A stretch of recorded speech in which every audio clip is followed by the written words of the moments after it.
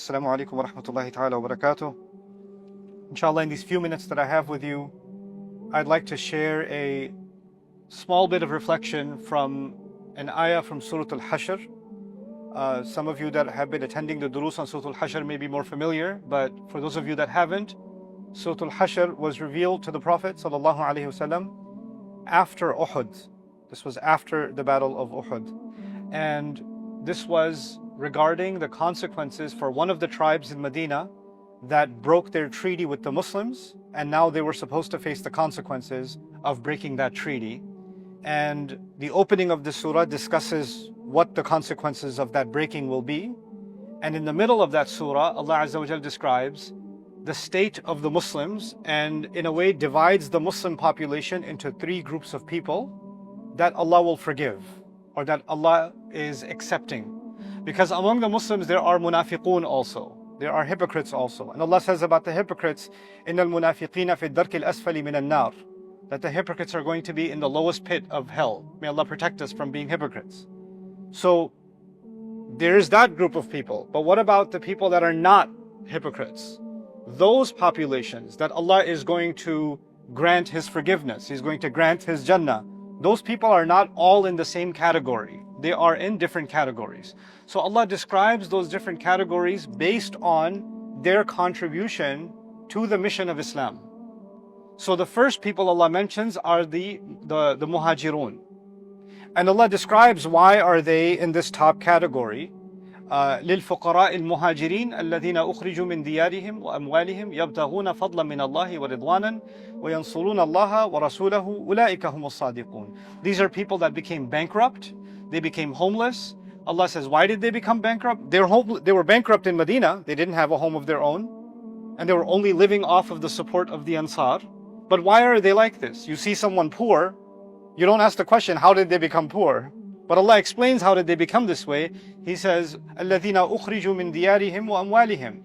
They were actually removed, expelled from their homes and from all of their assets. Everything they owned, all of their belongings, they were taken away from them. And they were taken away from them for only one reason. They were loyal to Rasulullah sallallahu alaihi wasallam. So if they left Rasulullah sallallahu alaihi wasallam, they can keep their home. If they left Rasulullah sallallahu alaihi wasallam, they can keep their money. The only reason they lost everything, the only reason they're refugees now living in Medina is because they're loyal to Rasulullah sallallahu alaihi wasallam. So they gained iman and they lost everything else. This is the reason Allah is putting them in this place.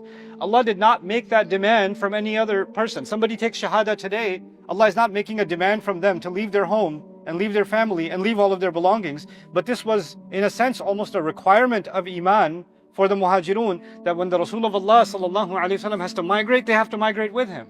So they had to fulfill a requirement that nobody else after them had to fulfill. They had to make a sacrifice that nobody else had to make. So Allah says, and يَبْتَغُونَ فَضْلًا مِنَ اللَّهِ وَرِضْوَانًا. The only reason they left home, the only reason they became bankrupt, is they were pursuing a favor from Allah and they just wanted Allah to be pleased with them. That's it. That's all they wanted. And He said, and you know, when you make a big contribution like this, you would think, okay, now I've already done my part. Now other people have to do their part. So I already did my part. Allah says, no, وَيَنْصُرُونَ اللَّهَ وَرَسُولَهُ. They continue to aid Allah and His Messenger, sallallahu alaihi wasallam. So they don't look back at their past accomplishments and say, okay, I already did everything. I already earned the reward. Allah has already given me the medal of honor in this ayah. No, they're still helping Allah and His Messenger, sallallahu alaihi wasallam. أُولَٰئِكَ هُمُ الصَّادِقُونَ. Those are the truthful. That's category one. We don't belong in category one. Category two. وَالَّذِينَ تَبَوَّأُوا الدَّارَ وَالْإِيمَانِ يُحِبُّونَ مَنْ هَاجَرَ إِلَيْهِمْ. Allah says, and those who are well settled in the city. There were people, and so the first group lost their home. The second group, Allah opens and tells us, these are people that are very well settled in their home, meaning Medina. Meaning Medina. But they're not only settled in their home, they're settled in iman. They're settled in iman. It was a very beautiful thing to tell the Ansar. Famously, all of you are probably familiar with the Muslims who supported the Muhajirun, the Muslims who gave Rasulullah a home to be in Medina. We call them the Ansar. Allah is giving the Ansar a different title here. He didn't even use the word Ansar here. He used the words الَّذِينَ تَبَوَّأُوا الدَّارَ وَالْإِيمَانِ. Now, when someone settles into a home, the homeland becomes part of your identity. right? So you see, even back in the day, what's your identity? Well, I'm from Tabuk. I'm from Ta'if. Even now, what's your nationality? Oh, I'm from this country, that country. The place becomes a part of your identity. Allah says Allah didn't even mention the name of the place. He didn't say Tabawwa'ul Madina or Tabawwa'u Yathrib. لم يقل. قال تبوأ الدار, but then he replaced the word dar with something else. He said actually their identity became al-iman, faith. They were actually citizens, not of the city, but they were citizens of iman. Subhanallah. And this is beautiful because the first group left their home to prove their iman. The second group did not leave their home. So they might feel, okay, well the first group has iman because they left their home, but we're sitting comfortably in our homes. We can never have iman like them. Allah said, no, you also have iman, even though you're in home. الَّذِينَ تَبَوَّأُوا الدَّارَ وَالْإِيمَانِ. And then Allah tells us what's their contribution. We saw the first group's contribution. Their contribution is يُحِبُّونَ مَنْ هَاجَرَ إِلَيْهِمْ. They love the people who migrated towards them. They don't look at them as refugees, an added expense. They're taking up all the space. They're eating half our food. Now they came from Makkah and all of a sudden we are enemies with the Quraysh and everybody has a problem with us, and we used to get along with the Jewish tribes in Medina, but as soon as these Muslims came from Medina or from Makkah, when they came here, all of a sudden the Jewish tribes have a problem with us. The Quraysh have a problem with us. We're going to war all of a sudden. We are already not very rich to begin with. Now we have to gather all of our money to go to war, and Badr and Uhud happened, and then even, I told you this surah came right after Uhud, right? And right after Uhud, you should know, in Uhud, most of the shuhada, most of the people that were killed on the Muslim side were from Medina, from Aus and Khazraj, most of them. So when you're saying, well, a couple of years ago, these people were not here, nobody would have gotten killed. But now these Muslims came, and because of them coming, we had to go to war in Badr, and then we had to go to war again in Uhud, and most of our people died. Somebody's father has died, somebody's brother has died, somebody's husband has died, somebody's son has died. And even then, and who do you blame when death happens? These people, these Muhajirun. What does Allah say about them? يُحِبُّونَ مَنْ هَاجَرَ إِلَيْهِمْ. They love those who migrated towards them. It's easy to love them when they first came. طَلَعَ الْبَدْرُ عَلَيْنَا, right? They're coming from Makkah and the city of Medina is singing and welcoming the Muhajirun and Rasulullah sallallahu alaihi wasallam. But it's been a couple of years now, and they've paid the price for hosting the Muhajirun. But even now, what an amazing build of iman these people have. يُحِبُّونَ مَنْ هَاجَرَ إِلَيْهِمْ. They love those who migrated towards them. That love has not decreased, even though the problems increased. Subhanallah. Then he says, وَلَا يَجِدُونَ فِي صُدُورِهِمْ حَاجَةً مِمَّا أُوتُوا. What an amazing thing to say about them. You know, when the Banu Nadir was invaded, and then the land was taken by the Muslims, by Rasulullah sallallahu alaihi wasallam, he gave most of the land to the Muhajirun. Most of the land was given to the people of Makkah. So they're not from Medina, but now they're given patches of land because they were homeless, right? And the Ansar have been paying their expenses since the day they got to Medina. So if I was back then living and I was paying for my Muhajir friends' meals, housing, all expenses, right? I'm doing all of that, and I've been doing it for a few years, and finally now we have extra land, extra territory, etc. And the recipient is the Muhajirun. I'm like, I paid all this expense, at least I should get a reimbursement. At least I should get some refund, right? Allah says, لا يجدون في صدورهم حاجة مما أوتوا. From what the Muhajirun were given, they don't feel any need. Even the thought doesn't come, maybe I should have gotten a little bit. They should have at least given me a couple of trees. They should have given me at least a cow or two. Nothing. The feeling doesn't even come in their hearts. لا يجدون في صدورهم حاجة مما أوتوا ويؤثرون على أنفسهم ولو كان بهم خصاصة. And they give other people preference over themselves even though they are falling apart. Khasas in Arabic is when your clothes are about to rip, or when you put a house together and there are holes in the planks, and the rain comes right through, and the wind comes right through. It's not well built. It's falling apart. They themselves are not financially secure, and they're still giving others preference over themselves. وَمَن يُوقَ شُحَّ نَفْسِهِ فَأُولَٰئِكَ هُمُ الْمُفْلِحُونَ. This is the second group. Then Allah mentions us. So there's Muhajirun, and there's Ansar, and then there's us. And we saw the contribution of the Muhajirun. We saw the contribution of the Ansar. Let's see what our contribution is. وَالَّذِينَ جَاءُوا مِن بَعْدِهِمْ. And those who came after them. That includes us. It includes the Muslims even after Uhud, but it also includes us, and those who keep on coming and keep on coming, like the Mufassirun say. Okay, يَقُولُونَ رَبَّنَا اغْفِرْ لَنَا. They say, our Rabb, forgive us. They make dua for forgiveness. So we come after and we ask Allah istighfar.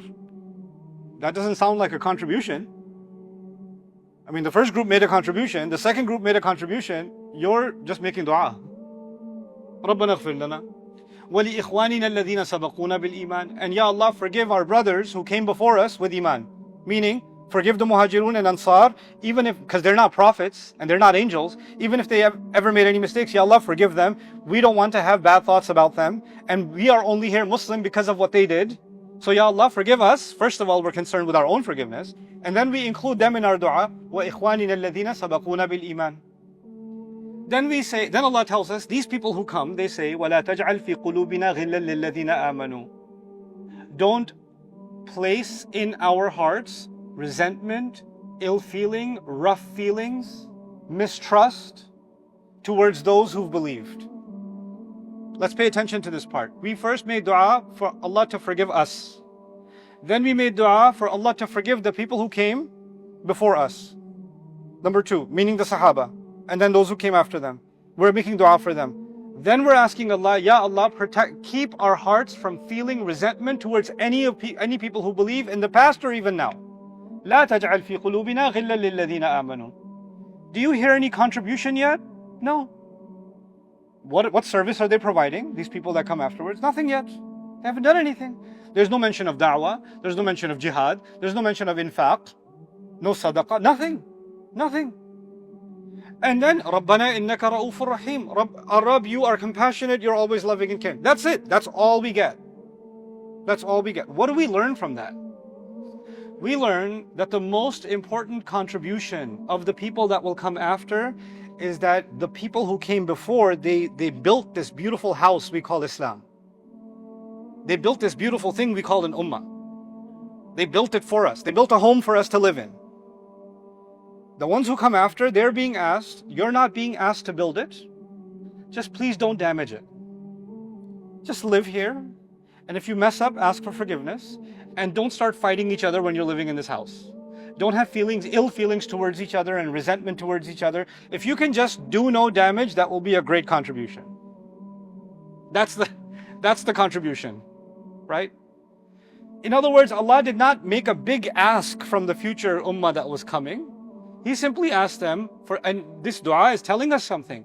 The Muslim ummah will have they easily get infected with a virus. And that virus is, number one, they stop asking Allah for forgiveness for themselves. They genuinely stop being sorry for their behavior to Allah. Two, they start looking at the past with suspicion. I'll say, I don't know about this sahabi, I don't know about that, I don't agree with this. And they start having opinions about the people who came before them. Right?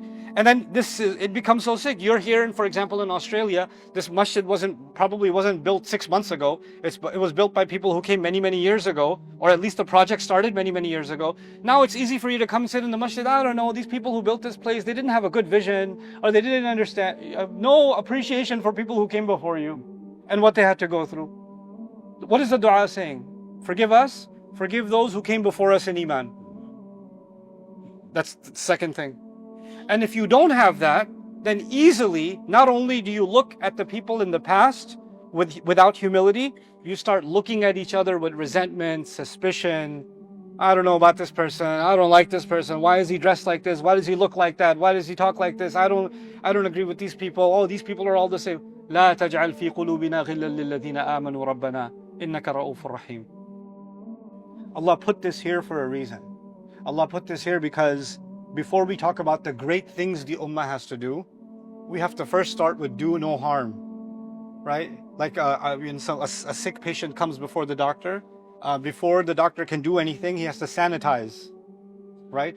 And before you say, I'm going to fix this, you just have to make sure you don't misdiagnose and add more to the problem. So the great contribution you and I can make is not be part of the problem. And that's enough for Allah to offer us forgiveness. And to include us in a list that started with the Muhajirun, moved to the Ansar, and then we have the honor of being included in that list if we don't become people that don't live up to this dua. So it's not just a dua. It's a dua that if we truly make with our hearts and live by what we're asking Allah to live by, then we get to be honored to be included in that chain that started with the Muhajirun, continued with the Ansar, and now is also, Allah has allowed that to include us. So may Allah Azza wa Jal allow us to be included in this honorable chain and truly remove ghil that we may carry in our hearts towards each other, towards those who came in the past, and allow us to be an ummah that has, ruhama baynahum. They're loving and caring and soft towards one another. بارك الله لي ولكم في القرآن الحكيم ونفعني وإياكم بالآيات وذكر الحكيم.